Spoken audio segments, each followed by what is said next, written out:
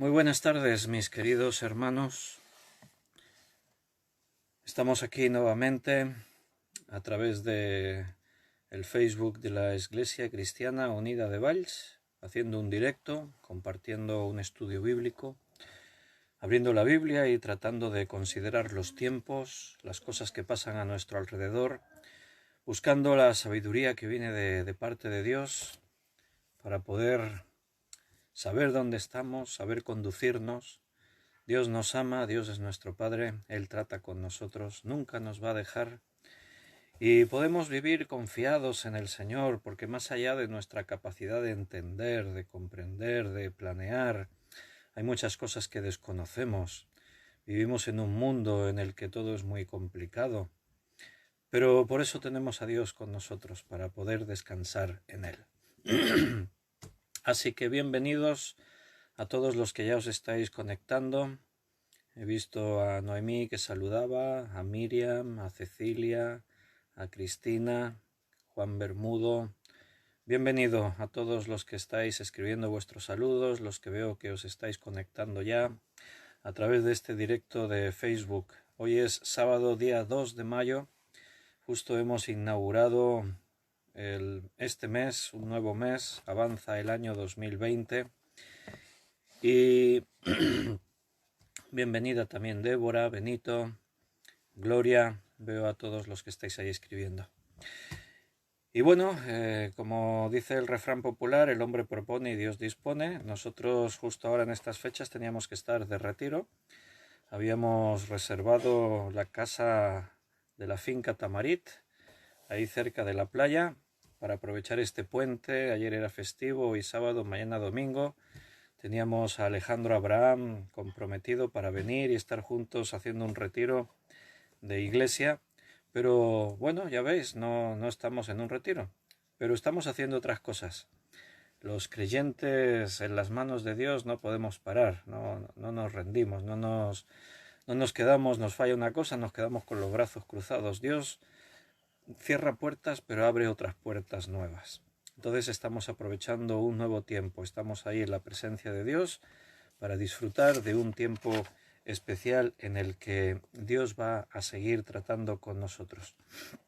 Así que espero que hayas venido con ganas de aprender algo nuevo, de dejarnos conducir por el Espíritu Santo para que Dios nos guíe y nos enseñe. Vamos a hacer una oración mientras más hermanos se conectan y arrancamos con el estudio que hemos titulado Sociedades Secretas y el Plan del Enemigo. Así hemos titulado el estudio de esta tarde. Vamos a orar. Señor, muchas gracias por esta nueva oportunidad que nos das de reunirnos, abrir tu palabra y poder estudiarla, Señor, confiando en que seas tú quien nos guíe y nos enseñe las cosas. Te amamos, Padre, amamos todo lo que es tuyo, tu iglesia, la obra que tú, Señor, también nos has confiado. Somos tu iglesia, los encargados de predicar la palabra en este tiempo. Confiamos y dependemos del Espíritu Santo para todo. No confiamos en nuestras fuerzas, en nuestra sabiduría. Por eso cuando venimos, como en este momento, a compartir la palabra delante de los hermanos, confiamos en ti y te pedimos que seas tú quien nos enseñe y nos guíe todas las cosas. Háblanos, Señor, danos lucidez, danos sabiduría para entender y llévanos, Señor, a lo largo de este estudio. Tú eres nuestro Dios, en ti confiamos, esta es tu obra, esta es tu iglesia, Señor, estamos en tus manos pidiéndote tu dirección. Gracias por todo, te lo pedimos en el nombre de nuestro Señor Jesucristo. Amén. Muy bien, mis queridos hermanos, bienvenidos todos los que os estáis conectando y estáis transmitiendo los saludos. He visto antes el saludo de María Luisa, ahora veo Juan Vázquez y bueno, otros hermanos que quizás no alcancé a ver, pero que también estáis saludando. Después me leo todos los comentarios del chat que estamos teniendo en directo. Bueno, estábamos hablando ayer acerca de la circunstancia extraña en la que nos encontramos.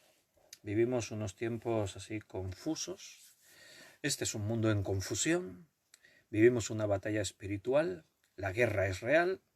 No es alarmismo hablar de que seguramente vivimos los últimos tiempos. Si algún cristiano se alarma porque digamos que nos acercamos al Apocalipsis, pues quizás se tendría que plantear en qué cree, porque el verdadero cristiano ve que el Apocalipsis viene y nos gozamos y nos alegramos, porque Apocalipsis significa revelación. Dios corrió el velo y nos descubrió lo que estaba oculto, y en el libro de Apocalipsis lo que vemos es la redención de todas las cosas, cómo Dios va a hacer nuevos cielos, nueva tierra, cómo Él va a recoger a los suyos, a su pueblo, y los va a llevar a la casa, a su casa, a la casa del Padre, donde estaremos por la eternidad.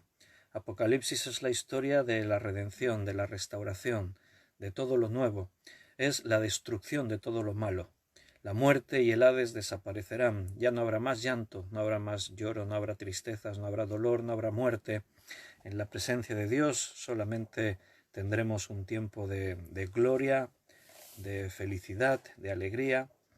Pero vivimos un tiempo extraño porque hay confusión partiendo desde la misma iglesia. Ayer estábamos hablando de una de las cosas que estamos viendo y ahora sabemos a consecuencia de esta pandemia del coronavirus. Es que, bueno, para Satanás supongo que esto es un ensayo favorable, ver que realmente moviendo unos hilos y provocando una serie de circunstancias tiene a la humanidad en su mano. Está demostrado que bajo unas circunstancias determinadas la humanidad hará lo que los gobernantes digan sin cuestionar lo más mínimo las decisiones que se tomen. Y también hemos visto otra cosa, y es que la Iglesia tampoco está del todo clara, no tiene todas las ideas muy claras la Iglesia. Vemos a la Iglesia también muy confundida. De pronto vemos una parte de la Iglesia muy preocupados, orando, ayunando, pidiéndole a Dios que quite el coronavirus. Vemos otra parte de la Iglesia dándole gracias a Dios por esta nueva oportunidad que Él nos ha dado, este parón que la humanidad ha hecho, que está bendiciendo a la naturaleza, porque los cielos están más limpios, la contaminación ha descendido mucho. Eso va a significar que muchas vidas se salven, porque cada año, como ayer mencionábamos, mueren más de 7 millones de personas por culpa directa de la contaminación en el planeta. Eso según la OMS, la Organización Mundial de la Salud, en informes que tienen escritos en su página mundial, en su página web mundial. Entonces, fíjate que dentro de la misma iglesia hay opiniones muy contrapuestas. Algunos lamentan y buscan a Dios con súplicas para que quite la pandemia. Otros entienden que Dios ha permitido esta situación para que aprendamos cosas y lo aceptan, lo asumen y se vuelven a Dios buscando su bendición. Leíamos el otro día en Crónicas que si nos humillamos delante de Dios, bueno, Dios va a bendecir a su pueblo, perdonará sus pecados. Entonces, algo que también hemos aprendido es que la iglesia está muy confusa. Tampoco sabemos bien dónde estamos. Jesús dijo que ocurrirían estas cosas. No nos tendría que pillar por sorpresa, porque la pandemia que estamos viviendo, el COVID-19, al final no es lo peor según las predicciones que la Organización Mundial de la Salud y científicos y medios conocedores de los temas venían desde hace años advirtiendo que podría ocurrir. Al final esta pandemia podríamos decir es lo más leve dentro de lo grave que había podido ocurrir, porque hay virus realmente muy agresivos y muy letales contra los que es muy difícil luchar y que causan mucha mortandad. Entonces, bueno, gracias a Dios que dentro de lo malo que está ocurriendo no es lo peor. Parece que estamos poco a poco volviendo a la normalidad. Pero Dios ha tratado con nosotros y nos ha enseñado cosas. Y los creyentes tenemos que abrir bien los ojos y estar alerta para entender el por qué ocurren estas cosas, dónde estamos como hijos de Dios, en qué situación estamos. Entonces, bueno, ahora sabemos un poco más dónde está la iglesia, dónde está la humanidad. Sabemos que cuando sigan ocurriendo cosas, porque esto es principio de dolores, dice allí la palabra de Dios, el Evangelio en palabras de Jesús, y quiere decir que el principio de dolores solo es el principio, vendrán más dolores, vendrán más situaciones complicadas. Hoy cuando salí a comprar me encontré con una chica, una mujer que le he hablado a veces del Evangelio y la vi muy preocupada y me comentaba eso, que que qué va a ocurrir, que qué pasará más adelante, si habrá cosas peores o todo esto se queda aquí. Y bueno, no podemos engañar a los que nos escuchan. El mensaje del Evangelio es un mensaje de salvación y de esperanza, pero a la vez es un mensaje de advertencia. Yo me doy cuenta que dentro de la Iglesia existen esas dos formas de ver la situación. Y yo me encuentro, yo como pastor estoy en varios grupos de pastores, hacemos reuniones, en este tiempo de confinamiento también nos hemos reunido por videoconferencia, hablamos, planteamos la situación, miramos hacia el futuro, los planes que podemos tener, y te das cuenta que aún dentro de los mismos pastores hay mucha diversidad de opinión, a veces contrapuestas.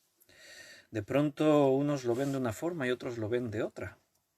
Y a mí siempre esto me entristece mucho porque veo que algo falla cuando la Iglesia de Cristo no tiene una visión clara en todo momento de lo que ocurre en el mundo y las cosas nos sorprenden así como si nos dicen una bofetada y no sabemos de dónde vino la bofetada. La palabra de Dios, Cristo, cuando habló de las señales del fin, Él nos enseñó para que precisamente el fin no nos sorprenda como al ladrón en la noche. El mundo será sorprendido como un ladrón en la noche. ¿Qué quiere decir eso? Que en la casa todos duermen y el ladrón entra y roba y hace sus fechorías. Y como no lo esperaban, pues nadie se da cuenta, lo pilla por sorpresa. Porque si supiésemos a la hora que el ladrón va a venir a tu casa, pues estarías velando, estarías preparado y cuando el ladrón entrase, pues lo sorprenderías, llamarías a la policía y no podría robarte. Pero Jesús nos dejó señales, ya que el día y la hora nadie la sabe. Él dijo, mira, cuando veáis que estas cosas ocurren, sabed que el día está cerca. Él dijo, igual que veis que la higuera cuando sus tallos brotan, sabéis que el verano se acerca, bueno, cuando veáis que esto ocurre, sabed que el día se acerca. Hermanos, yo he escuchado a pastores, hermanos míos pastores, decir, bueno, es que tenemos que ser prudentes, no tenemos que llevar mensajes apocalípticos, no es un tiempo para que estemos hablando del fin del mundo, no es un tiempo para crear alarmismo.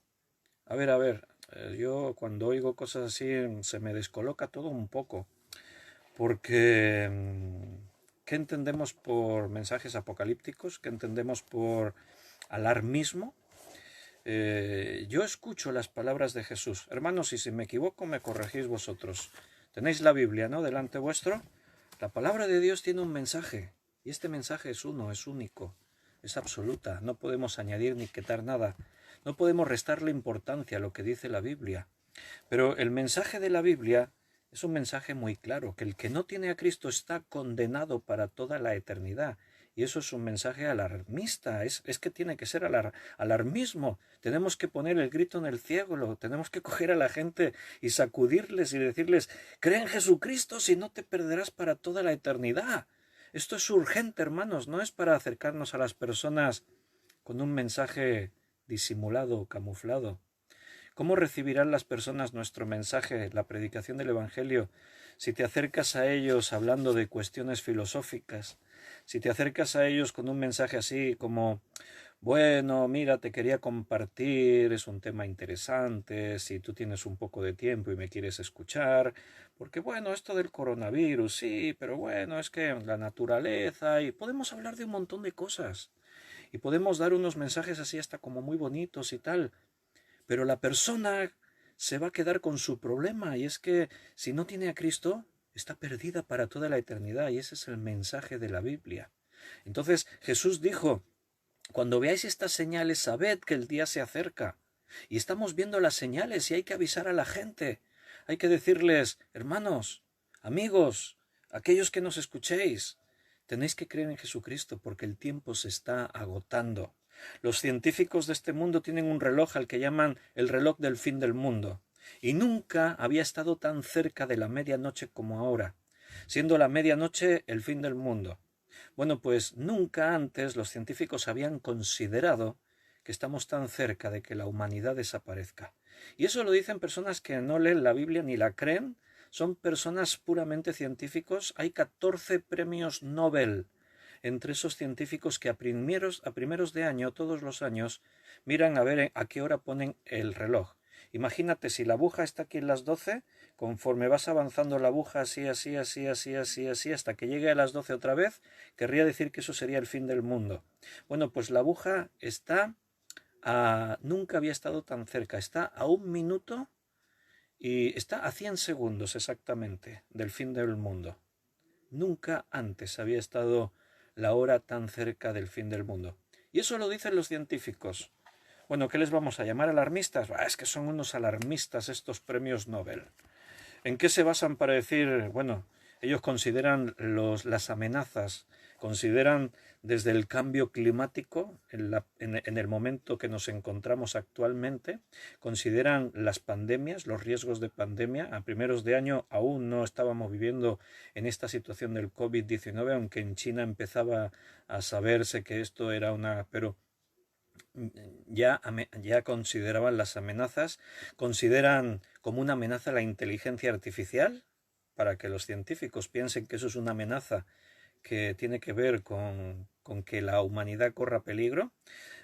Analizan los armamentos nucleares, los países con potencia nuclear y cómo hacen pruebas nucleares y consideran un montón de cosas, y en base a sus consideraciones científicas, estadísticas, ellos dicen, estamos cerca del fin del mundo. Si la humanidad no reacciona y empezamos a corregir cosas, iremos acercándonos más a ese momento.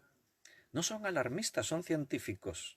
Cuando yo cojo la Biblia y la hablo y veo que Jesús advirtió que pasarían estas cosas y veo que están pasando, yo tengo que predicar eso, no me puedo callar eso. Yo respeto mucho a mis hermanos pastores cuando uno dice, es que no es un tiempo para crear alarmismo, no es un tiempo, la gente está muy asustada y no es un tiempo para andar predicando sobre el apocalipsis y sobre las señales del fin. Bueno, cada uno delante de Dios que decida y que haga lo que piensa y lo que no piensa. Pero hemos sido llamados a llevar un mensaje fiel y claro, y no podemos utilizar otros mensajes. No le podemos restar a la Biblia importancia. La palabra de Dios es firme. Yo ayer decía, mira, una de las cosas que ha pasado es que las autoridades han dicho prohibido abrir las iglesias, tenéis que cerrar las iglesias, y las iglesias las hemos cerrado. Y las hemos cerrado sin protestar, sin quejarnos, sin poner objeción alguna, desde las mismas instituciones evangélicas que nos defienden delante del gobierno, desde esas mismas instituciones, antes aún que el gobierno dijese tenéis que dejar de hacer actividades en vuestros locales de culto, aún antes de eso las propias organizaciones evangélicas dijeron es mejor que dejemos de hacer actividades en nuestros locales de culto. Pero no solo eso, o sea, como pastores no podemos visitar a las personas, ni creyentes ni no creyentes, está prohibido. O sea, yo ayer decía, bueno, a mí no me resultó tan grave todo eso al final, porque al final podemos hacerlo de otra forma, que es a través de estos medios que tenemos hoy en día, y podemos seguir predicando la palabra. La pregunta es, ¿cuánto tiempo podremos seguir haciendo esto que estamos haciendo? ¿Qué pasará, hermanos, cuando nos prohíban predicar la Biblia? Y acabo de lanzar una pregunta que a algunos igual les ha pillado un poco así y os habéis quedado pensando, ¿pero eso puede llegar? ¿Realmente crees que no llegará? Solo mira a tu alrededor y mira cómo avanzamos y hacia dónde vamos. Plantéate qué cosas están pasando a nuestro alrededor. El mundo, ayer decíamos, yo os pregunté ayer, ¿quién controla el mundo? Inmediatamente me respondisteis vosotros. ¿Cuál es la respuesta? ¿Quién controla este mundo? Satanás es quien controla el mundo, así dice la Biblia. Ahora después vamos a hablar cómo controla el mundo, porque una cosa es responder quién controla el mundo, Satanás, y otra cosa es saber cómo está controlando el mundo. Pero si Satanás controla el mundo, cuando un gobierno establece medidas, como en este caso para frenar el avance de una pandemia, ellos consideran lo que es importante y lo que no. Por ejemplo, una cosa que se ha considerado que es importante es la alimentación. Por eso incluso los supermercados e hipermercados que venden alimentación están abiertos. Pero, ¿por qué se ha dicho las iglesias tienen que cerrarse? Porque el gobierno laico en ningún caso piensa que las cosas espirituales sean de primera necesidad. Lo consideran pues como otra cosa de ocio, de entretenimiento, de diversión. Entonces, en ningún momento pienses que un gobierno dirá, no, los hombres tienen que seguir escuchando el Evangelio. No, las personas tienen que seguir siendo asistidas, atendidas espiritualmente. Hermanos, en estos días hemos escuchado cómo nuestros ancianos morían solos en una habitación de residencia o de hospital, sin que ni siquiera un familiar cercano suyo pudiera estar acompañándoles, mucho menos un pastor evangélico o una persona religiosa ahí que pudiese venir y en esos momentos de la muerte darles una palabra de tranquilidad. Esta mañana estaba hablando con una mujer que está en una residencia de ancianos. Y yo le pregunté, ¿cómo estáis? Y bueno, gracias a Dios estamos bien y tal. Y ella me decía, pero a los ancianos se les nota el bajón que han pegado. Claro, ellos no entienden, no reciben visitas, no ven a sus familiares. Solo ven a los que trabajamos allí, que vamos todo el día tapados totalmente. Dice, han pegado un bajón impresionante. O sea, algunos no se van a morir porque se contagian de coronavirus, pero se van a morir de tristeza. Están sufriendo, están con depresión, están en sus últimos días después de haber trabajado toda una vida, después de haberse entregado totalmente por los hijos, por los nietos, por todo. Ahora están solos y las autoridades han prohibido de que nadie les pueda visitar y puedan ir. Yo pregunto, ¿no se podía haber organizado de otra forma? ¿No se podría haber organizado igual que se tienen medidas de seguridad para ir a comprar al supermercado, pues para atender espiritualmente a las personas que lo necesitan? Pero un gobierno laico jamás va a pensar que lo espiritual es importante. Entonces llegará un día en el que, hermanos, también se nos va a prohibir predicar el Evangelio. Mira, en el año 2000, la ONU, la Organización de las Naciones Unidas, la ONU, promueve una religión mundial a través de la Carta de la Tierra.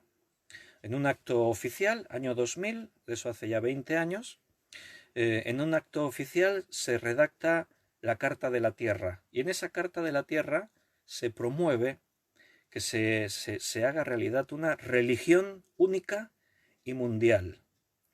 En este documento se pregona el inicio de una nueva espiritualidad universal y entra en vigor a partir de este año 2000. Esta carta la redactó Mikhail Gorbachev, el que fue presidente de Rusia, de la Unión Soviética, y que fue premiado con el Premio Nobel de la Paz. Se le dio el Premio Nobel de la Paz a Mikhail Gorbachev. Entonces, con el coronavirus hemos visto que cualquier amenaza tiene que ser erradicada. Estamos en un mundo en el que se habla de globalización. Las grandes religiones plantean el ecumenismo, una unificación de la fe. A primeros de año, el Papa Francisco, el Papa actual, Francisco, se reunió en los Emiratos Árabes con el gran imán. Fue algo inaudito. Yo cuando lo vi en las noticias, las imágenes, me quedé así casi en shock. Un país como Arabia Saudí, que está prohibida la predicación del cristianismo, están perseguidos los cristianos y hay cristianos encarcelados. Es un país donde la pena de muerte existe y puede ser ejecutado por muchas cosas. Un país en el que no se permite la entrada a cristianos. Tú no puedes ir con una Biblia y predicar. Y no está permitido que un musulmán se convierta al cristianismo bajo penas muy severas de prisión. Entonces, de pronto, en enero vimos el Papa Francisco recibido con honores por el gran imán y el gran príncipe de los Emiratos Árabes, de Arabia Saudí. Le pusieron una alfombra roja y lo recibieron con poemas, con canciones, con actos. Era algo muy extraño. ¿Qué está pasando aquí? ¿Cómo es que...? Bueno, entonces, unos meses después, el Papa Francisco, en una rueda de prensa en su sala de prensa del Vaticano, anunció en el nombre del gran imán y en su nombre que hacían una convocatoria para este mes de mayo, creo que era como el 20 de mayo, para que en Roma se reuniesen todos los poderosos e influyentes de la tierra para tratar los problemas relacionados con el cambio climático, amenazas que vienen sobre la humanidad, etcétera, etcétera.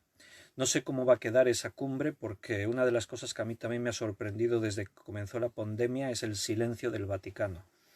También para mí me sorprende mucho, porque inmediatamente cuando en el mundo han ocurrido cosas, atentados terroristas, catástrofes naturales, donde ha habido víctimas, etcétera, inmediatamente los comunicados desde el Vaticano se han repetido de una forma muy consecutiva y se han dicho muchas cosas, pero desde que comenzó la pandemia del COVID-19, el Vaticano ha hecho algún breve comunicado, pero casi nada, y eso también para mí es una sorpresa. Entonces, ahí tenemos al Papa y el gran imán tratando y planeando cosas juntos. ¡Wow! Esto es realmente nuevo en la historia de las religiones y de la humanidad. Piensa que entre estos dos hombres, el Papa como el jefe de los católicos y el gran imán como el jefe del mundo musulmán, entre los dos están bajo su cobertura, tienen casi a 3.000 millones de personas. No es una broma. Entonces, ¿qué están planeando? Ese ecumenismo que poco a poco va avanzando en el mundo, pero de una forma así como silenciosa. ¿Qué crees que pasará cuando de pronto piensen que nuestra predicación es agresiva y crea polémica? ¿Qué crees que va a ocurrir cuando estudios como los que estamos dando estos días, en los que yo estoy diciendo repetidamente que el mundo está controlado por Satanás, que los gobernantes, ellos no son dueños de sí mismos? ¿Qué crees que ocurrirá cuando de pronto alguien diga, pero lo que predican los cristianos, lo que dice la Biblia habla del pecado, habla de homosexualidad, habla de la influencia que Satanás tiene en el mundo? Cuando alguien por ahí empiece, que ya lo dicen, pero de momento no ha calado demasiado. Pero ¿qué crees que pasará cuando de pronto, bajo otras circunstancias extremas, no sé qué será, ahora estamos con la pandemia del COVID-19, y fíjate lo que esto ha provocado en la humanidad, sin que las estadísticas de muertes sean nada grande en comparación con otras muchas muertes que tenemos ya cada año en nuestro mundo por diferentes causas? Pues ¿qué pasará cuando algo nuevo ocurra que convulsione a la humanidad? ¿Qué pasará cuando se empiecen a levantar las voces diciendo que lo que predicamos los cristianos es una amenaza contra la seguridad, que es una amenaza contra el orden público, que es una predicación que fomenta el odio, que somos xenófobos? Todo eso estoy viendo. Hay pastores, hay maestros que ya se les ha impuesto multas por hablar de que según de qué temas en este tiempo, de todo lo que es la ideología de género. Hay locales que se han cerrado por estas causas. Se han montado trampas contra iglesias evangélicas. Hace pocos meses, en una iglesia, creo que era por la zona de Alicante, por ahí, una persona con inclinación con atracción al mismo sexo, llegó a esta iglesia, quiso hablar con el pastor y dijo que que necesitaba ayuda. Dijo que quería que la ayudasen porque ella tenía atracción al mismo sexo y quería recibir ayuda para solucionar estos problemas. Y el pastor le tendió la mano y dijo, bueno, pues quizás yo te puedo ayudar, te podemos ayudar como iglesia. En unos días más tarde esta persona los denunció por xenófobos. Fue una trampa. Le tendieron una trampa al pastor, a la iglesia, para después denunciarlos y decirles, no, porque me dijo que esto es malo, que ser de esta condición está mal, que es pecado, que no sé qué, me mostró versículos de la Biblia, y esta iglesia y este pastor tuvieron problemas legales con la justicia. ¿Hacia dónde vamos, hermanos, como iglesia?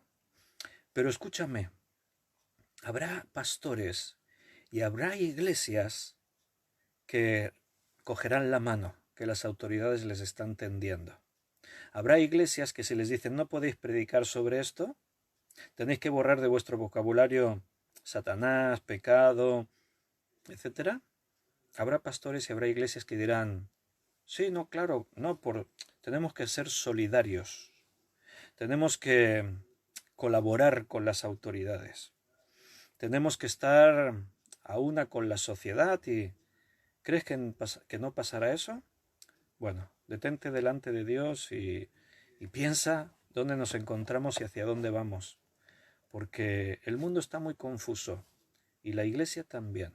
Ayer leíamos acerca de las sectas y veíamos un texto en el que Pablo decía que es necesario que entre vosotros surjan estas sectas para saber quién está de parte del Señor y quién no.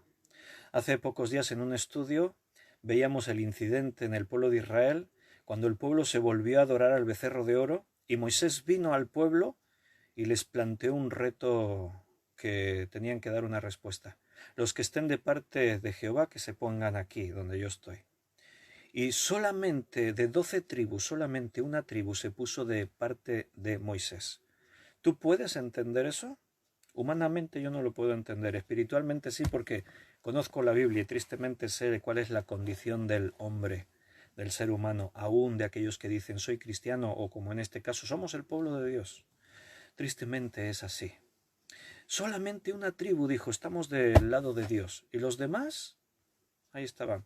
Bueno, no hay que ser tan radicales, hombre, Moisés, es que este Moisés se pasa un poco de celoso de las cosas de Dios. Es que, bueno, tampoco tenemos que ser tan así. Un día estaba escuchando una predicación del pastor Chuy Olivares de México y él estaba contando que estaba en una reunión con pastores y estaban tratando una serie de problemas que surgieron en la ciudad en la que ellos tenían las iglesias. Y entonces estaban tratando de buscar soluciones y Chuy decía, pero a mí me sorprendió que todas las soluciones que se buscaban eran así como muy humanas, como muy seculares. Y entonces yo les dije, pero hermanos, estamos aquí discutiendo sobre una serie de cosas, pero ¿qué dice la Biblia que tenemos que hacer? ¿Qué dice la palabra de Dios? Y uno de los pastores que había allí al lado le dijo, Chuy, tú siempre con la Biblia, siempre a ver qué dice la Biblia, siempre con la... Pero entonces, ¿qué usamos? Como dijo Chuy Olivares, ¿qué usamos? ¿El libro gordo de Petete? ¿Qué usamos? ¿Creemos que esto es la palabra de Dios? ¿Creemos que es inmutable, que no cambia? ¿Creemos que lo que está escrito, como dijo Jesús, no pasará? Aunque todas las cosas pasen, su palabra no pasará, permanecerá. Pues a los ojos de cómo está la iglesia, hay un gran sector de la iglesia que creen que nos tenemos que modernizar, que la Biblia igual se nos quedó un poco antigua. Bueno, cada uno, allá cada uno con su religión. Pero como dijo Josué, yo y mi casa serviremos a Jehová, pese a las consecuencias que tengamos que sufrir, porque nos es más necesario obedecer a Dios que antes que a los hombres. El otro día, y yo cuando hablo así de pastores ya te das cuenta que ni menciono nombres ni nada, porque al final muchos de estos pastores los quiero un montón en el Señor, pero por eso, porque los amo en el Señor, me quedo muy preocupado. Tratando de ver si realmente yo estoy muy equivocado o los que están equivocados son los otros. Hermanos, yo tengo temor de Dios. Me preocupa saber que donde estoy es donde Dios quiere que esté. Esa es mi preocupación. Porque a mí no me interesa estar muy entretenido y entreteniéndoos a vosotros y estar ahí, guay, la iglesia y tal, pero que hayamos dejado a Cristo fuera. Eso es una tremenda preocupación. Yo no quiero que nuestra iglesia sea la iglesia de la Odisea, una iglesia que lo tiene todo, que es rica. Mira, lo he citado mucho estos días, pero no se me ocurrió en ningún momento leerlo y lo vamos a leer esta tarde. Apocalipsis capítulo 3. Porque no quiero que seamos la iglesia de la Odisea. Una iglesia, Apocalipsis 3:14. Una iglesia que dice, escribe al ángel de la iglesia en la Odisea. He aquí el amén, el testigo fiel y verdadero, El principio de la creación de Dios dice esto, Cristo dice esto. Yo conozco tus obras. Hermano, iglesia, Dios conoce tus obras. Yo conozco tus obras, que ni eres frío ni caliente. Ojalá fueses frío o caliente, pero por cuanto eres tibio y no frío ni caliente, te vomitaré de mi boca. Siempre ha habido debate. ¿Qué es ser tibio? ¿Por qué Dios aborrece la tibieza?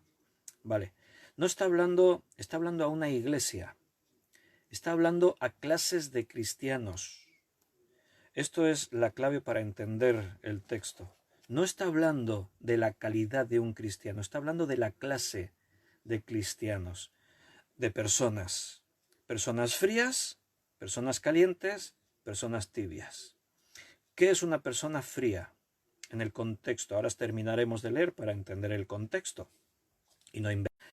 Y las personas calientes, las personas que representan lo caliente, son aquellos que han nacido de nuevo, que están en el Señor. Y las personas tibias, entonces, ¿quiénes son? Bueno, pues los que representan la iglesia de la Odisea, los religiosos, aquellos que creen que lo tienen todo, pero no tienen nada. Ahora nos explica quiénes son los tibios. ¿Quiénes son los tibios? Porque tú dices, yo soy rico y me he enriquecido y de ninguna cosa tengo necesidad. O sea, es la iglesia que cree que lo tiene todo. Mira nuestra pomposidad, mira nuestra excelencia, lo tenemos todo. Somos la iglesia rica del Señor, somos los hijos de Dios, tenemos la excelencia.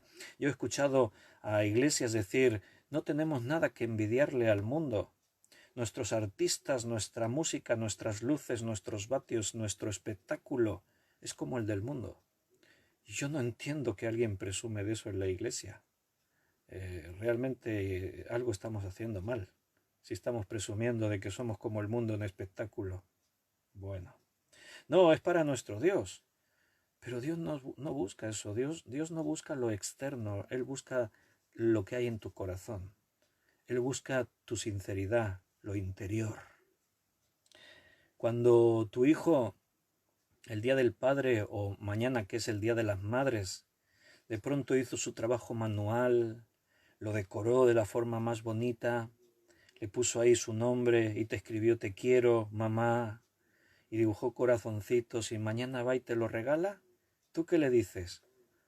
Ay, pero esto es muy barato, esto es un papel, lo has hecho tú, yo esperaba una joya de oro con un diamante. Pero bueno, ¿le dices una mamá a su hijo? No. Bueno, se queda tan ancha que casi que no cabe en la habitación. De que su hijito le haya dicho, su hijita le haya dicho, mamá, eres la mejor del mundo, te quiero, no sé qué. Da igual que es un papel, que está mal dibujado el corazón. Da igual que al pintar se salió de la línea. Para ti es un tesoro el regalo que te hicieron. ¿Tú crees que Dios está mirando a ver el lujo de nuestros locales, la excelencia con la que podemos hacer las cosas? Dios busca lo que tú eres. Él te quiere a ti, no quiere lo que nosotros podemos mostrar. Yo soy rico, me he enriquecido, de ninguna cosa tengo necesidad. Y mira lo que le dice el Señor. Y no sabes que tú eres un desventurado, miserable, pobre, ciego y desnudo. Por tanto, yo te aconsejo que de mí compres oro refinado en fuego, para que seas rico, y vestiduras blancas para vestirte, y que no se descubra la vergüenza de tu desnudez, y unge tus ojos con colirio para que veas. Yo reprendo y castigo a todos los que amo, sé pues celoso y arrepiéntete. He aquí yo estoy a la puerta y llamo, si alguno oye mi voz y abre la puerta, entraré a él, cenaré con él y él conmigo. Al que venciere, le daré que se siente conmigo en mi trono, así como yo he vencido y me he sentado con mi Padre en su trono. El que tiene oído, oiga lo que el Espíritu dice a las iglesias. Hermanos, iglesias que han dejado a Cristo fuera, que creen que lo tienen todo. Somos ricos, nos hemos enriquecido. Eso es la tibieza. Si tú eres religioso y crees que lo tienes todo, eso es peor que ser frío. Porque si tú no tienes a Cristo en tu vida y estás frío, es muy posible que cuando escuches la predicación del Evangelio, la palabra de Dios, reacciones, reflexiones y digas, es verdad, ¿qué estoy haciendo con mi vida? soy un pecador, necesito arrepentirme y creer en Jesucristo. Pero si estás en la tibieza, eres religioso y crees que lo tienes todo, no hay peor cosa que vivir engañándose a sí mismo. Porque si tú crees que estás, no buscarás entrar. Tú ya crees que estás. Entonces, ese es el problema, hermano. Por eso, por cuanto eres tibio, te vomitaré de mi boca. Es algo que Dios abomina. La falsa espiritualidad, la falsa religiosidad. Hipócritas, serpientes, le decía Jesús a los fariseos, los falsos religiosos, los que creían que estaban, los tibios de su época. Ellos ya creían que estaban, eran ciegos que guiaban a otros ciegos. Bueno, tremendo. Estos días otro hermano pastor, como sabe que cada día estamos ahí por la tarde con un estudio bíblico, así en un tono de broma me dijo, bueno, de esta o salimos más espirituales o más confundidos. Yo me callé y no dije nada más por evitar polémica y porque parecía que estaba en tono de broma la cosa. Pero yo después me quedo preocupado por estos hermanos. Porque, hermanos que me estáis escuchando ahora, ¿cuándo, desde cuándo, por leer la Biblia, por estudiarla, por escudriñarla, nos vamos a confundir más? ¿Qué dice la Biblia que tenemos que hacer? ¿Qué decía Jesús que tenemos que hacer? Cristo decía, escudriñad las Escrituras. Cavat hondo significa escudriñad, la palabra griega. Profundizad todo lo que podáis en las Escrituras. Nunca se apartará de tu boca, le decía Dios a Josué. Allí donde quiera que mires, Jesús decía, si mis palabras permanecen en vosotros. Podríamos estar así horas estudiando lo que la Biblia dice de sí misma y la importancia que tiene. A mí me preocupa esa forma de ver la Iglesia, de tratar de confundirnos tanto con la sociedad que nadie nos pueda reclamar, señalar y decir, es que sois muy radicales. ¿De qué acusaban ayer a Pablo cuando leímos ahí en Hechos? Este que revoluciona, este que trastorna al mundo, este que crea problemas. De la secta de los nazarenos, decía. A los cristianos les acusaban, estos que trastornan el mundo. A Jesucristo lo crucificaron por eso, mi hermano. Cierto, Cecilia, escudriñar ahora nos trae más luz a todos. Pero tenemos un problema, y es que una gran parte de la Iglesia creen que tenemos que suavizar el mensaje. Creen que no tenemos que pasarnos de tanto estudiar y leer la Biblia. Creen que no tenemos que hablar tanto de la segunda vez. Bueno, tuve un corte ahí de la señal del wifi. A ver, mi familia que están por ahí escuchando, si tenéis muchos aparatos por ahí conectados, desconectar cosas, que yo siempre desconecto mi móvil. Están las redes muy sobrecargadas. Ayer sé que tuvisteis muchos problemas algunos para poder seguir el estudio, la predicación. Bueno, después queda grabado y se puede volver a repasar, o si alguien ve que no puede seguirlo así, pues se lo mira luego. Bueno, nos encontramos realmente en un tiempo confuso. Y no sé dónde llegaremos, pero la Biblia nos advierte que los últimos tiempos serían tiempos muy peligrosos, tiempos muy difíciles, tiempos complicados para la verdadera fe, para aquellos que quieren seguir a Jesucristo. Si Jesucristo viniese hoy en este tiempo, sería desde la propia Iglesia los principales opositores y críticos contra el mensaje de Jesús, contra su forma de actuar, contra la determinación que él utilizaba cuando él predicaba el Evangelio. Nos encontramos en una situación de frialdad espiritual porque la Iglesia se parece demasiado al mundo. Y detrás de todo eso, ¿quién hay? Pues Satanás está obrando. Él tiene su estrategia. Nos encontramos en una situación complicada. Es una guerra. Las guerras nunca han sido fáciles. En las guerras siempre hay que mirar las estrategias. Y hermanos, tenemos que ser muy entendidos, tenemos que depender de la sabiduría de Dios para saber conducirnos. Mira lo que dice Efesios capítulo 1, versículo 17. En Efesios 1, 17 al 23, dice, para que el Dios de nuestro Señor Jesucristo, el Padre de gloria, os dé espíritu de sabiduría y de revelación en el conocimiento de Él. A mí, cuando un hermano que lo veo que ni viene casi a las reuniones, que yo sé que no tiene una vida de oración ni de estudio de la Biblia, cuando hermanos en este nivel espiritual tratan de aconsejar a la iglesia cómo tiene que conducirse, cómo tiene que actuar, cuando hermanos que no están llenos del Espíritu Santo tratan de imponer su criterio, tenemos que hacer esto, tenemos que hacer aquello, pues yo me quedo preocupado porque la Biblia me dice que la sabiduría de Dios y la sabiduría de los hombres son muy diferentes. Para los hombres la sabiduría de Dios es una locura. No se puede entender muchas veces.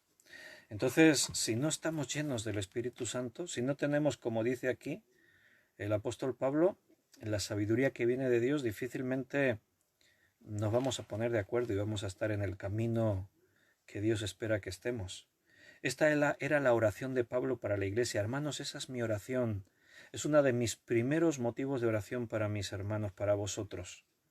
Que el Dios de nuestro Señor Jesucristo, el Padre de gloria, os dé, hermanos, espíritu de sabiduría, de revelación y de conocimiento en Él, alumbrando los ojos de vuestro entendimiento, para que sepáis cuál es la esperanza a que Él os ha llamado y cuáles las riquezas de la gloria de su herencia en los santos, y cuál la supereminente grandeza de su poder para con nosotros los que creemos, según la operación del poder de su fuerza, la cual operó en Cristo resucitándole de los muertos y sentándole a su diestra en los lugares celestiales, sobre todo principado y autoridad, y poder y señorío, y sobre todo nombre que se nombra no sólo en este siglo, sino también en el venidero, y sometió todas las cosas bajo sus pies, y lo dio por cabeza sobre todas las cosas a la Iglesia,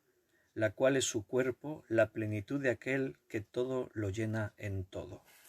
Mira, la Iglesia es la institución en este mundo que tiene el respaldo de Dios, que tiene la sabiduría de Dios, que tiene toda la autoridad de Dios.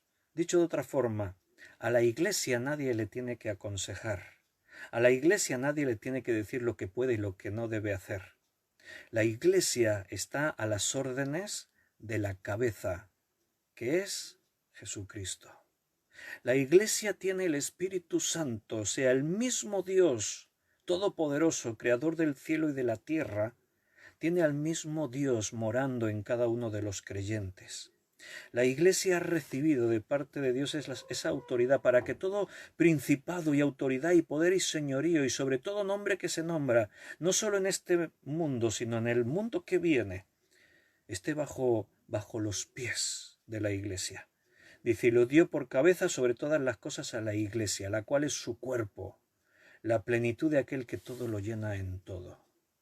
Hermanos, si la Iglesia no tiene la autoridad en el Señor que debe tener y no es la luz en el mundo que debemos ser, hemos perdido nuestra identidad.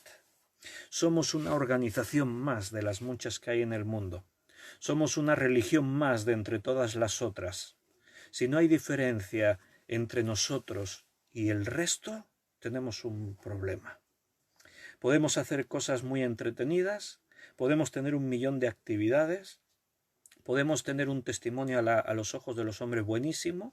Mira qué buenas obras de caridad hacemos, mira qué obedientes que somos todos, mira qué, etcétera, etcétera. Pero si no estamos revolucionando el mundo con el poder de la predicación del Evangelio, le estamos fallando a nuestro Dios. Cristo vino al mundo y le quitaron la vida. Lo perdió todo. Dejó su gloria y su honra, se hizo inferior a los ángeles, se humilló. No tenía dónde recostar su cabeza. Vino para darse a sí mismo en rescate por todos. Pagó el precio más alto que se podía pagar. Nosotros no podemos rebajar ese mensaje. Nosotros no podemos hacer una predicación descafeinada, desnaturalizada, light. ¿Se entiende, verdad? Primer libro de Crónicas, capítulo 12, versículo 32. Primer libro de Crónicas 12, 32. Dice así: de los hijos de Isacar, 200 principales, entendidos en los tiempos y que sabían lo que Israel debía hacer, cuyo dicho seguían todos sus hermanos. La pregunta es, ¿dónde están los creyentes de este momento, de este tiempo que nos toca vivir? Que son entendidos en los tiempos y que saben lo que la Iglesia tiene que hacer. ¿Dónde están estos hermanos? ¿Dónde están los pastores, los líderes, que están llenos del Espíritu Santo? ¿Están llenos de la palabra de Dios? ¿Están llenos de la sabiduría, el conocimiento y la inteligencia que viene de Dios? Hermano, ¿tú quieres ser uno de esos hermanos que estén llenos? ¿Tú quieres ser un creyente entendido en los tiempos y que sabe lo que la Iglesia tiene que hacer? Bueno, este es el gran reto del siglo XXI, porque lo más fácil, escúchame bien, lo más fácil es dejarnos llevar por la corriente. No luches contra la corriente, te evitarás un montón de problemas. Adapta tu predicación para que nadie te pueda mirar mal. Suaviza, bájale el listón. No seas tan radical como Jesús, como Pablo, como Pedro, como la Biblia. Tacha tacha la mitad de tu Biblia, porque son palabras demasiado duras, que le va a molestar escucharlas a las personas que te rodean. Se van a ofender cuando les digas que son pecadores, que Satanás controla el mundo y les controla a ellos. Cuando les digas que estas prácticas son pecado, quita todo eso de tu Biblia. Adapta tu predicación para que nadie se ofenda. Bueno, haz eso o sé valiente para hacer, para obedecer todo lo que está escrito en este libro, todo lo que está escrito en mi palabra. Así le dijo Dios a Josué: esfuérzate y sé valiente para hacer todo lo que está escrito en mi palabra. Dios busca valientes en este tiempo, que estén dispuestos a obedecer y a predicar lo que la Biblia dice. Tú decides. Puedes engañarte a ti mismo, como los de la Odisea, creer que estás en la excelencia y no tener nada, ser un pobre, ciego, desventurado, desnudo. ¿Quién controla el mundo? Satanás. O sea, todo aquel que no sirve a Jesucristo como su Salvador personal, todo aquel que no ha nacido de nuevo, está bajo la influencia del maligno.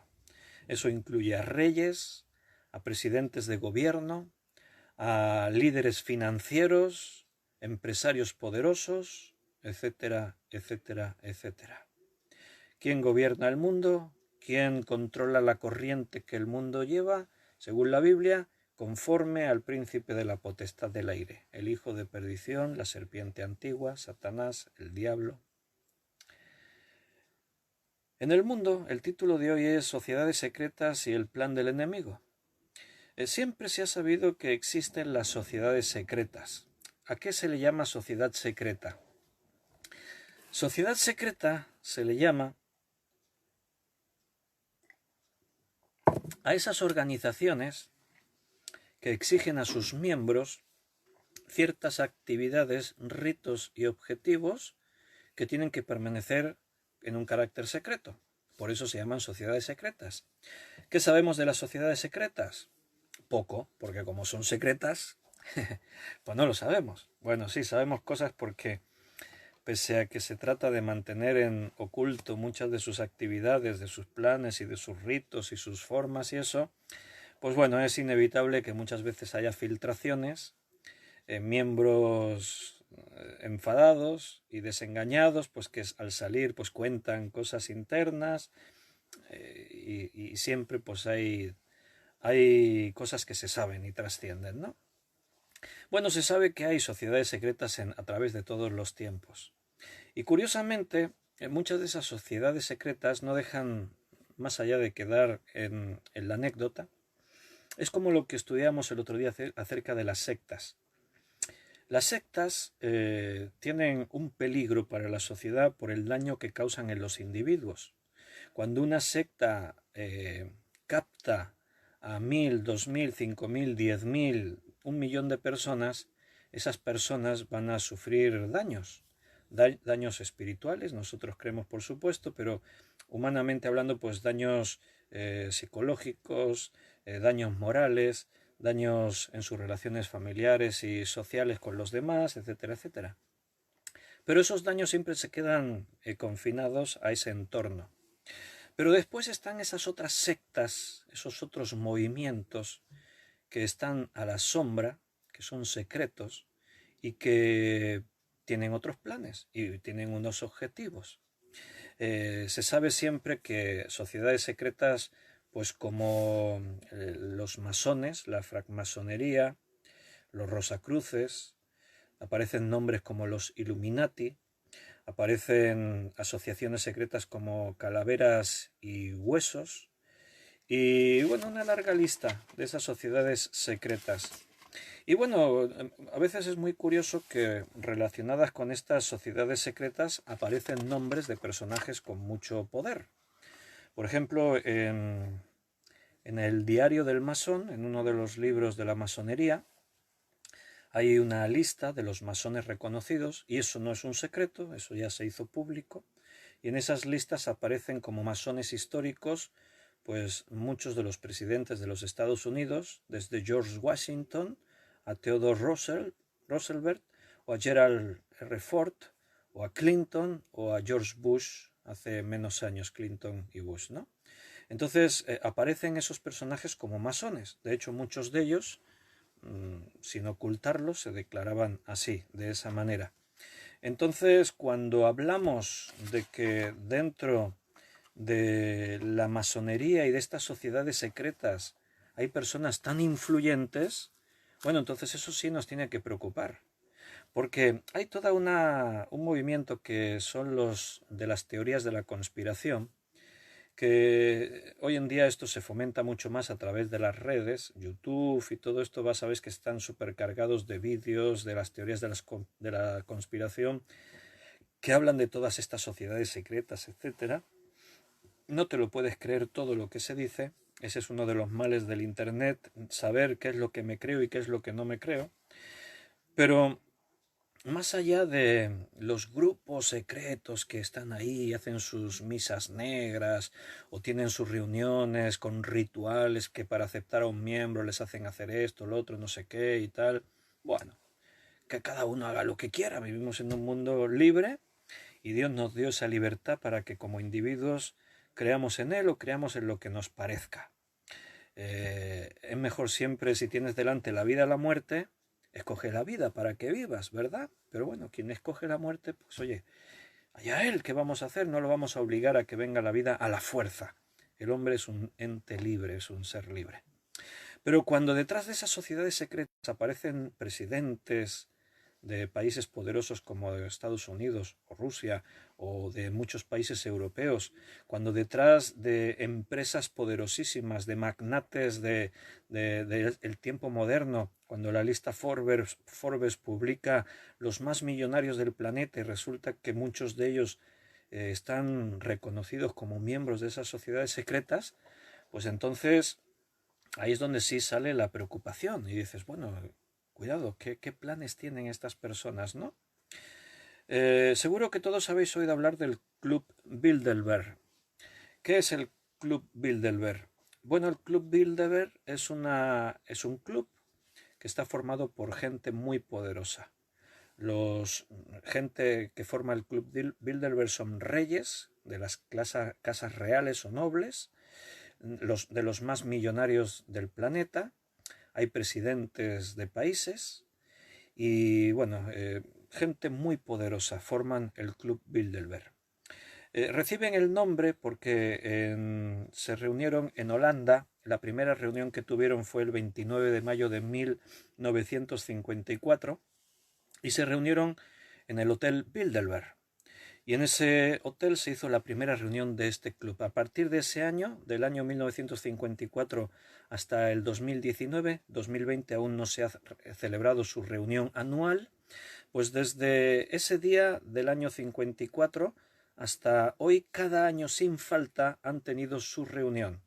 De hecho, desde el 54 al 19 han hecho 67 reuniones. Y tendrían que haber sido 66, pero hubo un año que hicieron 2 reuniones en el mismo año, por eso hay una reunión de más. Pero no han dejado de hacer ni un solo año una de sus reuniones. A esas reuniones siempre asisten una serie de invitados, es el mismo Club Bilderberg los que deciden quién asistirá a la reunión, se les hace una invitación, siempre se invita igualmente a presidentes de gobiernos, presidentes de bancos, o sea, gente influyente de las finanzas y del poder en cualquiera de sus áreas que hay en el mundo. Suele haber unos 130 más o menos invitados cada una de estas reuniones. Y se habla de que es una sociedad secreta porque nadie sabe lo que hacen y lo que no hacen. O sea, estas reuniones son cerradas 100% a la prensa. Ningún periodista tiene acceso, ninguno. O sea, desde que se comenzaron a hacer las reuniones en el 1954 hasta el día de hoy, nunca en esas reuniones ha trascendido de lo que se habla en su interior. Son temas secretos. Se anuncia, este año pues vamos a tratar del cambio climático, vamos a tratar de la crisis económica, vamos a tratar de esto y aquello y tal. Pero la cuestión es, ¿y qué es lo que deciden? ¿Qué es lo que hablan? Los más poderosos del planeta, sin estar bajo una constitución, bajo una ley, bajo un país, bajo una bandera, sino gente de muchos países, pero todos con mucho poder, se reúnen para tomar decisiones. Hay quien ha dicho que el Club Bilderberg es quien gobierna el mundo, ya están gobernando el mundo, solo que de una manera secreta y no oficial. Puede ser. Hay muchas de los teóricos de la conspiración que tienen versiones de todo. De hecho, es muy interesante como hay gente que está metida en eso, pues tienen una gran influencia en una serie de temas de la actualidad. Os voy a leer algunos de los comentarios de algunas personas en relación al Club Bilderberg. Voy a comenzar por Dennis Haley, que es miembro fundador del Club Bilderberg. O sea, este sabe de qué habla porque es uno de los fundadores, ¿vale? Entonces él dijo: decir que estamos luchando por un gobierno mundial es exagerado, pero no completamente desacertado. Nosotros pensamos que no podemos seguir luchando para siempre unos contra otros para nada y matando gente o dejándola sin hogar. Por ello creemos que una comunidad única a lo largo del mundo sería positivo. Bueno, ¿has oído bien? Esto lo dijo Dennis Haley, que es uno de los miembros fundadores del Club Bilderberg. Muchos han dicho que el objetivo principal del Club Bilderberg es crear un gobierno único mundial, la globalización. Y este comienza diciendo, bueno, decir eso es un poco exagerado. Pero, bueno, no es completamente desacertado, dice. Nosotros pensamos que no podemos seguir luchando para siempre unos contra otros, para nada, matando gente, dejándola sin hogar. Por ello, creemos que una comunidad única a lo largo del mundo sería algo positivo. Bueno, ya sabemos qué es lo que piensan, cuáles son sus ideales, hacia dónde se dirigen. Un periodista muy conocedor de este tema se llama Kenneth P. Vogel. Él escribió y dijo: se trata de una lista exclusiva de figuras de influencia global que ha captado el interés de una red internacional de conspiracionistas, quienes durante décadas han visto al grupo Bilderberg como un esquema globalista corporativo y están convencidos de que una élite poderosa está moviendo al planeta hacia un nuevo orden mundial. Fidel Castro, el que fue presidente de Cuba durante muchos años, dijo acerca del Club Bilderberg. Fidel Castro escribió: siniestras camarillas, le pondría acento cubano, pero me sale mal. Siniestras camarillas y los laboristas de Bilderberg manipulan al público para instalar un gobierno mundial que no conoce fronteras y que no rinde cuentas ante nadie salvo a sí mismo. Fidel Castro estaba convencido que el fin del Club Bilderberg es crear un gobierno único mundial. Bueno, un escritor muy conocido también y investigador de sociedades secretas, el escritor se llama James McConchain, bueno, la pronunciación. Este escritor dijo: ocasionalmente tienes que darle crédito a los teóricos de la conspiración. Ocasionalmente tienes que darle crédito a los teóricos de la conspiración, los cuales plantean cuestiones que los medios principales han ignorado.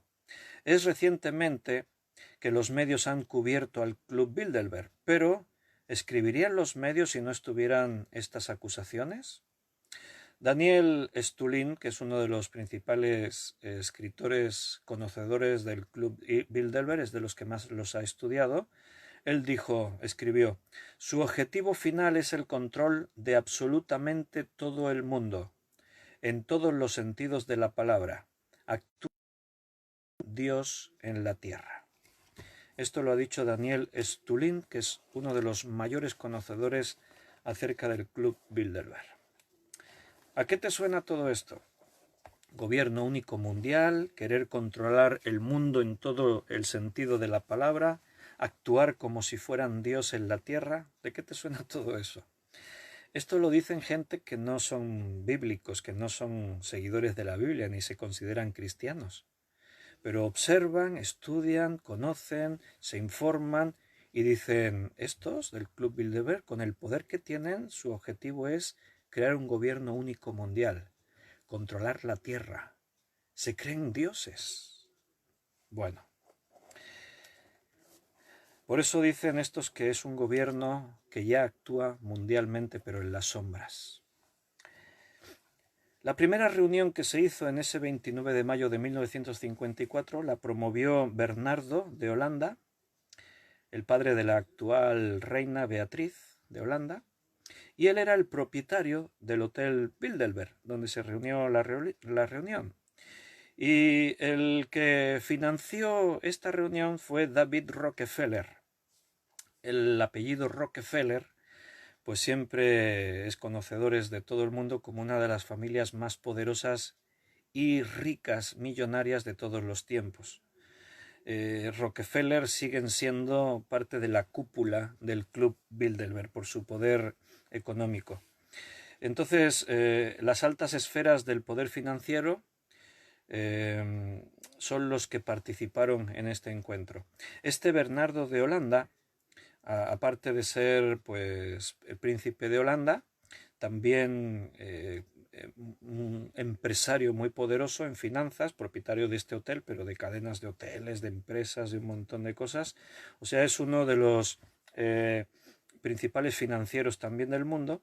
Y también, curiosamente, en su juventud, Bernardo de Holanda fue miembro del partido nazi. O sea que ya hay cosas ahí oscuras en algunas de estas personas. David Rockefeller, uno de los fundadores, él también siempre se declaró como masón de la francmasonería. Otro de los miembros principales es Joseph Ratzinger, que fue alto miembro de la masonería.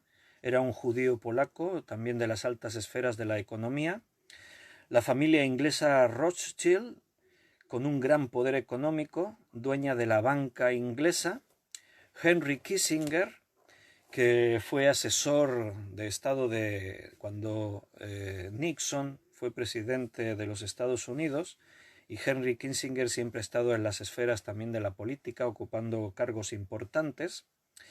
Étienne Davignon, que fue un político empresario belga y también fue presidente de la Unión Europea.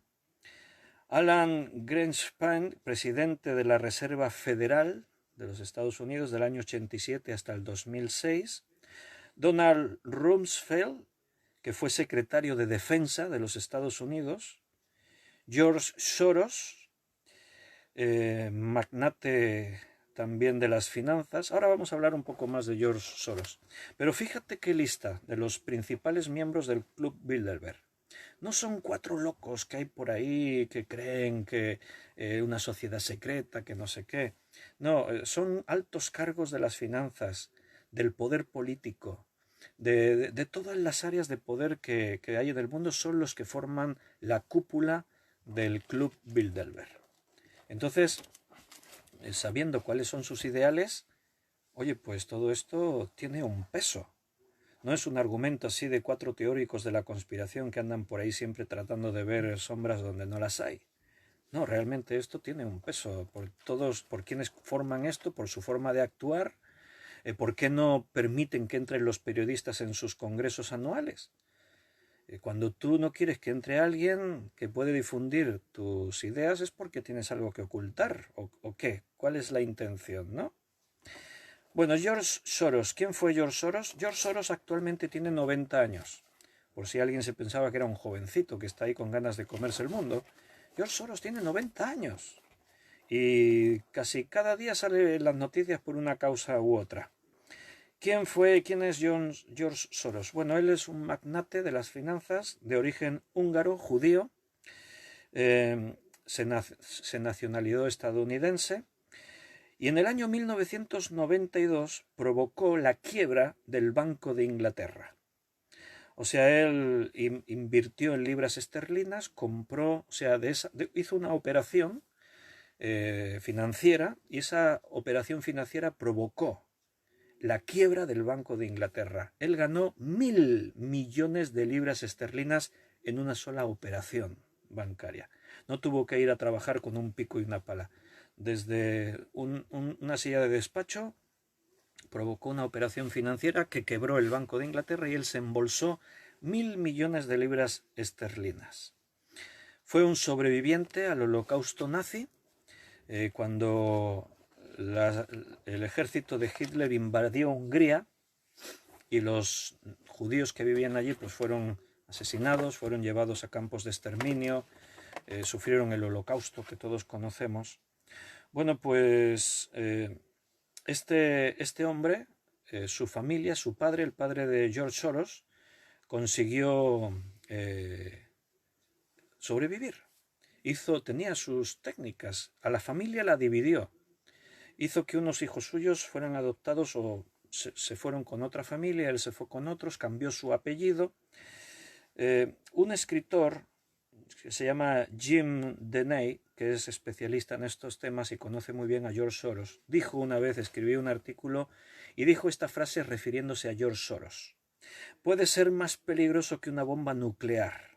Actúa desde la sombra con determinación, usando su dinero y poder para manipular la economía y la política. Un misil nuclear puede destruir una ciudad, pero George Soros puede destruir nuestro estilo de vida. Esto lo dijo un periodista que conoce a George Soros. George Soros está en todas partes. Tenía sociedad con Florentino Pérez, tiene acciones en AENA, te cito empresas españolas, cosas de nuestro entorno que conocemos bien, pero está en todos los países del mundo. Tiene acciones de AENA, tiene acciones del Banco Santander. He visto que Javi estaba por ahí escribiendo algo relacionado a eso del Banco Santander. Tiene acciones de Fomento, Construcciones y Contratos aquí de España. En fin, tiene poder, influencia en todos los medios, en gobiernos, en empresas, en todo. El 27 de junio de 2018, George Soros se reúne en secreto con Pedro Sánchez. Estuvieron 1 hora y media reunidos y fue una reunión secreta. No trascendió a la prensa de qué hablaron, qué se dijo, qué trataron. Ese es George Soros. Hoy está con Pedro Sánchez hablando del gobierno de España y de cosas que él piensa que se tienen que hacer en este país. Mañana está reunido con un presidente en Alemania o en Estados Unidos, o está en Rusia o está en China. Ese es George Soros. Su familia judía se apellidaba Schwartz-Waite. Su padre adoptó el apellido Soros en ese momento de la guerra. Y Soros significa ascenso de la voluntad. O sea, tomó un apellido con un significado así filosófico. John Fitzgerald Kennedy, el que fue presidente de los Estados Unidos, él se refería a estas sociedades secretas, de hecho al Club Bilderberg. En una ocasión él dijo en una conferencia a John F. Kennedy: la palabra secreto es repugnante en una sociedad abierta y libre, y nosotros como pueblo, histórica e inherentemente, nos hemos opuesto a las sociedades secretas, a juramentos y procedimientos secretos, dejando constancia de la existencia de grupos que operan tras la cortina de esa época. Debemos considerar también que varias personalidades que asisten a esas reuniones están pasando por alto legislaciones de sus propios países, de Estados Unidos, de otros países, que no permite que un ciudadano norteamericano actúe como diplomático no oficial sin la autorización del gobierno, del Congreso, etcétera, etcétera. Presidentes como Kennedy estaban opuestos a este tipo de organizaciones como el Club Bilderberg. A día de hoy todavía no está claro quién y cómo y por qué asesinaron al presidente John Fitzgerald Kennedy. Bueno, no se sabe nunca, ¿no? George Bush, a consecuencia de los atentados del 11 de septiembre, llevó a una firma de un documento que se llamó Firma del Acta Patriótica. Fue un acta que se aprobó sin la aprobación del Congreso ni de los ciudadanos. Fue algo así urgente con motivo de una crisis nacional como fue los atentados de las Torres Gemelas. Siempre que ocurren cosas dramáticas en un país como está pasando ahora con la pandemia, siempre los gobiernos tienen poder en sus manos para actuar sin tener que pasar procesos de unas elecciones, de preguntar a la sociedad qué es lo que piensa. Los ciudadanos, las democracias actúan bajo este criterio. Por eso se llama democracia, porque el poder está en las manos del pueblo, no en la mano de un hombre. Pero ante situaciones de crisis, de pronto el gobierno tiene poder para tomar determinaciones y decisiones que pueden recortar libertades a la población, etcétera, porque es necesario. A fecha de hoy todavía se critica, se habla y hay grandes opositores a la firma del Acta Patriótica que George Bush promovió. A raíz de este momento, los derechos de los ciudadanos de Estados Unidos se vieron recortados y afectados. En las normas se daba más autoridad a la policía, al FBI, y esto para investigar a quien crean que pueda ser un terrorista. Pueden pinchar teléfonos, pueden vigilarte con cámaras sin que tú sepas que está siendo grabado, pueden tener un montón de actuaciones, controlar tu localización por medios de los dispositivos GPS que hoy en día están en todos los teléfonos. Bueno, eso es lo que está pasando también ahora con el COVID-19. Ahí nos suena a todos pues el tema de implantar chips para saber quién se puso la vacuna y quién no se la puso, etcétera, etcétera. Bueno, acerca de George Soros. Él nació en Budapest en el año 1944. Como antes os contaba, fue puesto con una familia, fue separado de sus padres para intentar sobrevivir, y en esta familia que él puesto, pues este hombre que ejerció sobre él como un padre, colaboraba con los alemanes para salvar su vida y así delatar a otros judíos y entregarles las posesiones y los bienes de otros judíos. Entonces George Soros participó en esas cosas. O sea, dicho de una forma, traicionar a tu propio pueblo para salvar tu vida, ¿no? En el año 1998, un periodista, Steve Cross, en la CBS, entrevistó a George Soros y le preguntó sobre este tema. Entonces, una parte de esa entrevista, Steve Croft le dijo a George Soros: tengo entendido que salía con este protector tuyo, que juró que era su ahijado adoptivo. George Soros responde: sí. Steve Croft: salía de hecho y tú le ayudabas en la confiscación de propiedades de los judíos. Soros responde: sí, correcto, sí.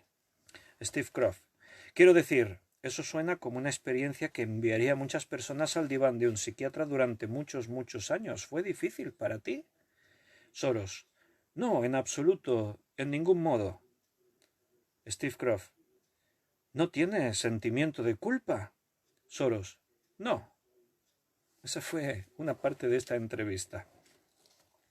En una breve biografía que es de Soros escrita para Discovered Network, recoge este episodio y otro de los recuerdos del especulador de aquellos años, en particular el año en que Hungría fue invadida por Alemania. Y él, Soros, dijo, probablemente fue el año en que Alemania invadió Hungría. Soros dice, probablemente fue el año más feliz de mi vida. Fue una experiencia muy positiva para mí. Es algo extraño porque ves un indecible sufrimiento a tu alrededor y teniendo en cuenta que tú mismo estás expuesto a un peligro considerable, pero tienes 14 años y piensas que a ti no te alcanza. Crees en ti mismo, crees en tu padre. Es una experiencia feliz, exultante. Bueno, no sé a ti cómo te suena pero yo lo dejo ahí. En La alquimia de las finanzas, un libro que escribe Soros, dijo, admito que siempre he albergado una idea exagerada de mi importancia. Me veo a mí mismo como una especie de Dios, o como un reformista económico como Keynes, o mejor aún, como un científico como Einstein. Eso es lo de sí mismo. Se ve a sí mismo como un Dios. Y este es uno de los que están a la sombra de los gobiernos del mundo. Miembro principal del Club Bilderberg, financiero de movimientos que tienen que ver con feminismo, ideologías de género y un largo etcétera, etcétera. En otra entrevista se le pregunta también, se ve a sí mismo como, se le pregunta algo y el periodista después en un resumen dice esto, se ve a sí mismo como el Dios del Antiguo Testamento, ya sabe, como invisible. Yo era invisible, dice él, Soros, benevolente, era muy benevolente, panóptico, intento ser panóptico, dijo en esta entrevista. ¿Te das cuenta? Se considera como el Dios del Antiguo Testamento, invisible. Su poder actúa en la invisibilidad, controlando el mundo. Dice, panóptico, intento ser panóptico. Wow, tuve que ir a buscar al diccionario qué significa eso, panóptico, porque no es una palabra muy utilizada. Bueno, yo ya sabía acerca del panóptico porque en la iglesia ya hemos hecho estudios. Otro día podemos hablar del billete de dólar y el ojo que todo lo ve. De ahí viene panóptico. Porque panóptico en inglés es all-seeing, que la traducción es panóptico. Y panóptico tiene que ver con... la palabra aparece en una arquitectura que fue ideada por un filósofo, Jeremy Bentham, en el siglo XVIII. Era arquitectura carcelaria. Diseñó un edificio de tal forma, en una forma así semicircular, que sus oficinas, las del jefe de la prisión, estaban en un punto estratégico que desde su posición veía todas las celdas. Podía ver a todos los reclusos dentro de su celda. En el siglo XVIII no había cámaras de vigilancia, entonces idearon esa forma de arquitectura para vigilarlos a todos. Desde su oficina los podía ver a todos, pero los prisioneros nunca sabían si estaban siendo vigilados o no, si los estaban observando o no en ese momento. No sabían cuándo eran observados. Entonces, ese sentimiento de omnisciencia invisible es lo que significa panóptico. De ahí ha salido el concepto el ojo que todo lo ve, el ojo de la providencia, ojo panóptico o delta luminoso, que este es uno de los principales símbolos de la masonería, el ojo que todo lo ve, el ojo sinóptico. George Soros considera que él es panóptico, que dice, intento ser panóptico. Él se cree el Dios del Antiguo Testamento, el Dios poderoso e invisible. ¡Wow! En el libro La sociedad abierta y sus enemigos de Karl Popper, este libro dice George Soros que marcó su vida. En este libro se habla de una sociedad inclusiva, no se aferra a sus tradiciones, es una sociedad con carácter universal, es una sociedad que tiene que olvidar su historia, no tiene que mirar atrás, hay que borrar su pasado, su historia, sus raíces, sus orígenes, que hable un solo idioma. Según Soros, el idioma de Dios es el Esperanto, que es el idioma que hablaba su padre, su familia natal en Hungría, el Esperanto. Y según Soros, un día hay que conseguir que la humanidad entera esté bajo esta cobertura de un solo gobierno, una sola ideología. Para eso hay que borrar las raíces de cada país, hay que quitar su historia, hay que quitar su idioma, hay que crear solo un idioma, el idioma de Dios, el Esperanto. Soros dijo, me di cuenta de que el dinero es lo que mueve el mundo. Y Soros tiene mucho dinero. Hermanos, podríamos estar horas y horas y horas hablando de sociedades secretas, del Club Bilderberg. Hemos hablado un poquito de George Soros. Puedes buscar conferencistas, hay vídeos en YouTube, por ejemplo, si buscas vídeos de César Vidal. César Vidal es un muy buen conferenciante y un escritor muy bueno, tiene un montón de libros escritos. Y uno de los temas que él más frecuenta es también hablar de George Soros y otros expertos. Y bueno, vas a encontrar información a montones de toda esta gente. O sea que algo hay. No son solamente 2 o 3 ideas de teorías de la conspiración. Hay muchas cosas que están por ahí detrás y nosotros no sabemos nada. La sociedad son marionetas que bailan al ritmo de un poder que está ahí arriba y que con sus hilos hace que el mundo se mueva. Dentro de las teorías de las conspiraciones es sabido y se dice que pueden provocar una guerra simplemente para tener una excusa de hacer algo que a ellos les convenga. Pueden provocar una pandemia simplemente para recortar libertades y derechos a las poblaciones y encaminarlos en una dirección en la que antes no iban. No sé si es cierto o no, porque ya te digo, muchas de estas cosas no sabes qué es verdad y qué es mentira, pero como dice el refrán popular, cuando el río suena, ya sabes lo que dice el refrán, ¿no? Agua lleva.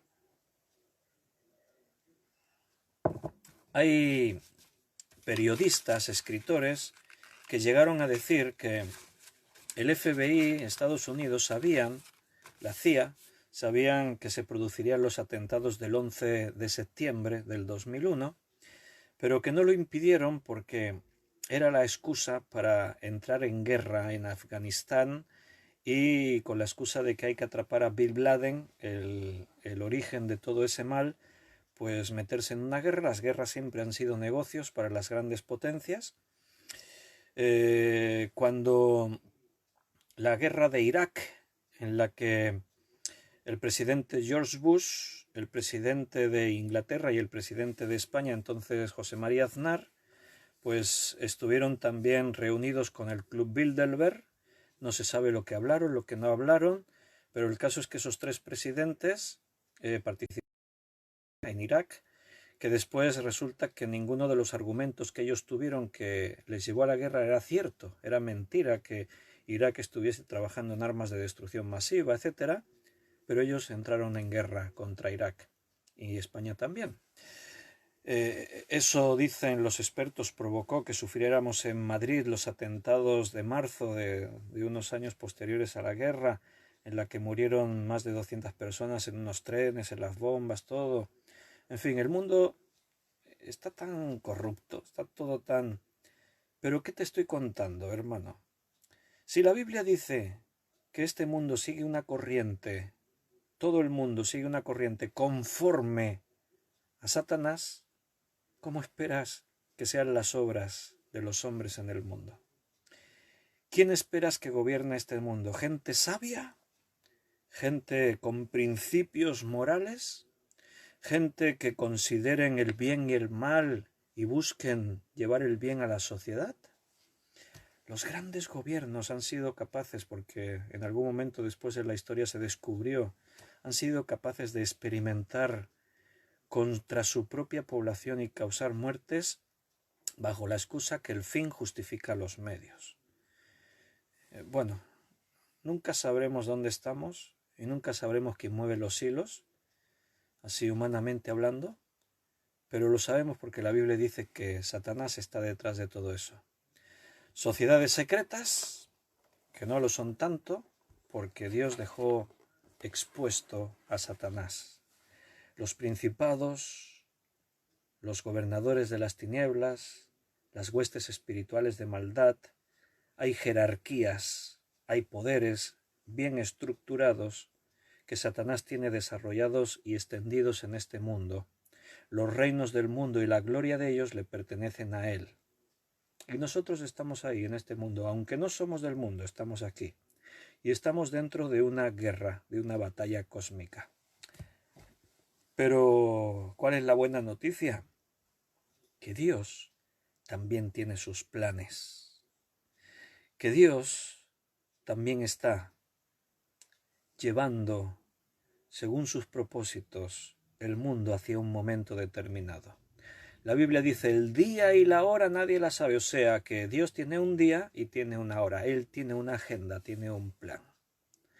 Y la buena noticia es que el que está en ti es más poderoso que el que está en el mundo. Quizás estas situaciones nos puedan atemorizar, de hecho hay mucha inquietud. Estos días me preguntan los creyentes, hasta gente no creyente, hoy una persona que no es creyente me preguntó, ¿y nos tenemos que dejar que nos pongan la vacuna o no? Y si dicen que nos pongamos un chip, ¿nos tenemos que dejar que nos lo pongan o no? Me lo decía una persona que no es miembro de una iglesia. Hay una gran preocupación, inquietud entre los cristianos. ¿Qué pasará mañana? La crisis económica. ¿Y si nos prohíben esto? ¿Y si nos obligan a hacer esto? ¿Y si nos dicen, hermano, no te parezca una locura lo que yo dije al principio? ¿Qué pasará cuando nos prohíban predicar lo que la Biblia dice? Vamos hacia eso y vamos muy rápidos, más de lo que nos pensamos a veces. Lo que pasa en estos días es prueba de que no está tan lejano el día en el que clausurarán iglesias, multarán o encarcelarán pastores, prohibirán según qué actos y actividades religiosas, bajo las acusaciones de estos que alteran el mundo, como acusaban a los primeros creyentes. Nos van a decir que no podemos utilizar esas palabras, que no podremos mencionar según qué cosas, porque eso será peligroso para el orden público, alteraremos el orden público, fomentaremos pensamientos y filosofías xenófobas, racistas,